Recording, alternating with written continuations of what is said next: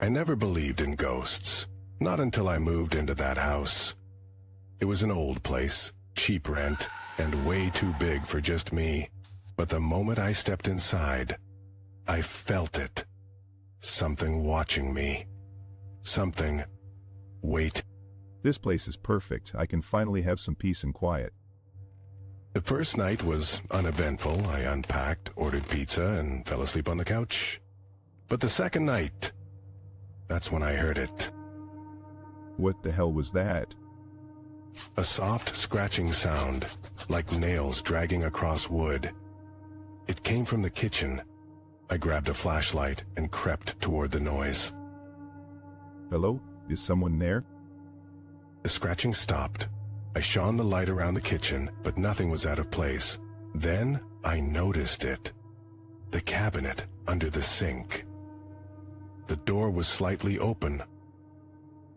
I swear I closed that. I knelt down and pulled the door open. Inside was just a jumble of cleaning supplies and an old rusted pipe.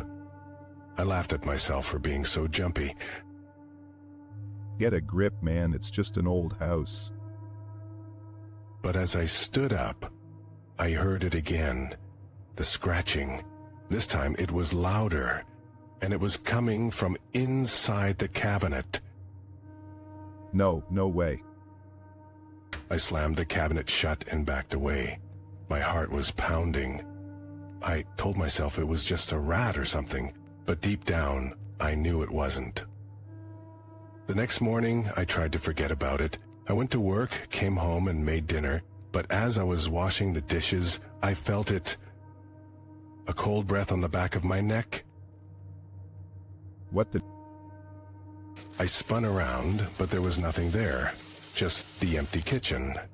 I turned back to the sink, and that's when I saw it. The cabinet door was open again. This isn't funny. Who's doing this? I slammed the door shut and locked it with a small padlock I found in the garage. That night I slept with the lights on. But the scratching didn't stop. It grew louder, more frantic. I could hear it through the walls, like whatever was in there was trying to get out. Stop it, just stop. I covered my ears, but the sound was everywhere. It was inside my head. I couldn't take it anymore. I grabbed a crowbar from the garage and marched into the kitchen. Whatever you are, you're not welcome here. I swung the crowbar at the cabinet, smashing the door open. The scratching stopped. For a moment, there was silence. Then, from the darkness inside the cabinet, I heard a voice. Thank you. It was soft, almost a whisper, but it was there. I stumbled back, dropping the crowbar. Who are you? I've been waiting for you. My blood ran cold. I wanted to run, but my legs wouldn't move. The voice was coming from inside the cabinet, but there was no one there. Just shadows. What do you want? To be free. The shadows began to move, swirling like smoke. They reached out, wrapping around my ankles. I tried to pull away, but they were too strong. Let me go. You opened the door, now you must take my place. I felt myself being pulled forward, toward the cabinet. The shadows were dragging me in. I grabbed the edge of the counter, but my fingers slipped. No, please. The last thing I saw before the darkness swallowed me was the inside of the cabinet. It wasn't a cabinet at all, it was a void, endless and cold.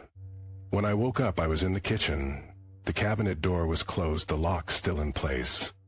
I thought it had all been a nightmare, but then I noticed something strange. My hands. They were different, pale, almost translucent. What's happening to me? I looked in the mirror, and that's when I saw her. She was standing behind me, smiling. But when I turned around, there was no one there. You're mine now. I tried to leave the house, but I couldn't. Every time I reached for the door, I was back in the kitchen, staring at the cabinet. Let me out, please, just let me out. The scratching started again, but this time, it wasn't coming from the cabinet. It was coming from me. I looked down and saw my fingers clawing at the air, like I was trying to escape my own skin. You'll get used to it. Days passed, or maybe it was weeks. Time didn't mean anything anymore. I was trapped, a prisoner in my own body, and every night I heard her voice, whispering from the cabinet. Soon you'll forget who you were. I tried to fight it, to hold on to who I was, but the more I struggled, the weaker I became. And then, one night, I gave in. I can't do this anymore. That's it, let go. I felt myself slipping away like sand through my fingers, and when I opened my eyes, I was inside the cabinet. The door was closed, but I could see out. I watched as my body stood up, walked to the sink, and started washing the dishes.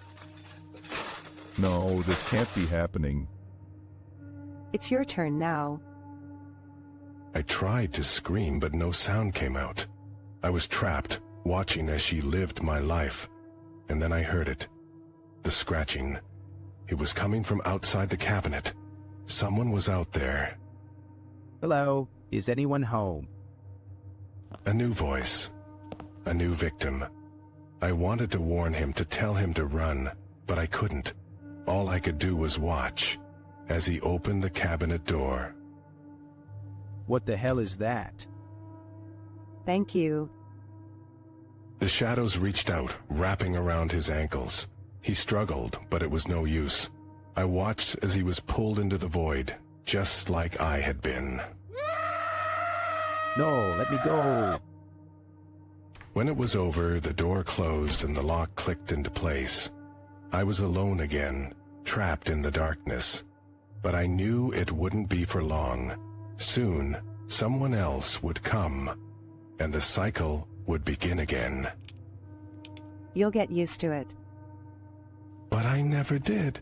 Every day I waited, listening for the sound of footsteps, and every night I prayed that no one would come, but they always did. And every time I had to watch as they took my place, and I was left alone in the darkness. So, if you ever find yourself in an old house and you hear scratching coming from the cabinet, don't open it. Just walk away. Because once you do, there's no going back. Thank you. And remember, you're never really alone.